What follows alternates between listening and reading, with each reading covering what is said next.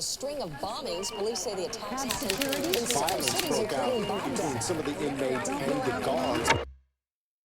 So I'm planning some future videos, but in light of recent events and some news that I've been reading late last night and this morning, I wanted to make a quick response video.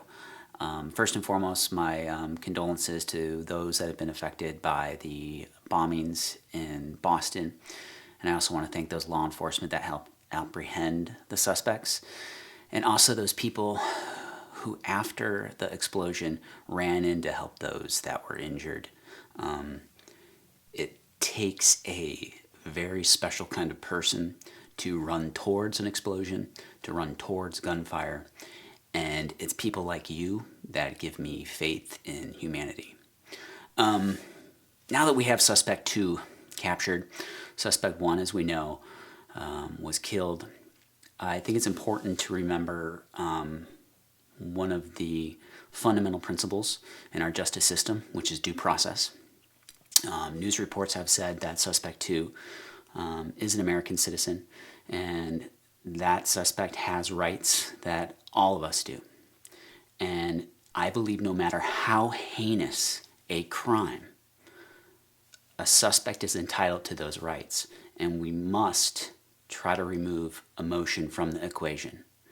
I know it's difficult in times like this, but it's fundamentally important. I was reading some things on social media and some news reports, and I saw Senator Graham's comments, and I find them highly disturbing, and I wanted to read those for you.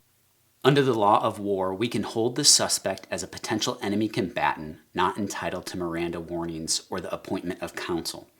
Our goal at this critical juncture should be to gather intelligence and protect our nation from further attacks. Now, I'm not defending the suspect.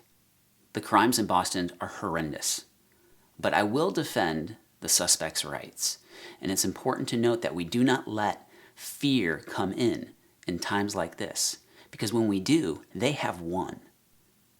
When we start stripping people of their rights protected in the Constitution, we are no better than them.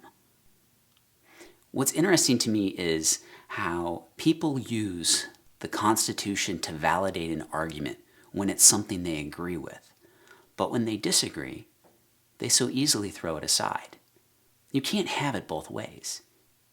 Either you're for the Constitution or you're not. Our politicians take an oath to preserve, defend, protect the Constitution of the United States. You know, we go to foreign countries, we stand on their shores, and we say, you should be like America. You should adopt a constitution like us. Life, liberty, pursuit of happiness. But yet, in the same time, we'll violate those rights we're preaching to them. Explain to me how that's a representation of American values. How we have any ground to stand on. How we can say, be like America. We need to be very careful. We cannot violate our own Constitution. Because when we do, we're no better than the criminals we're trying to protect ourselves from.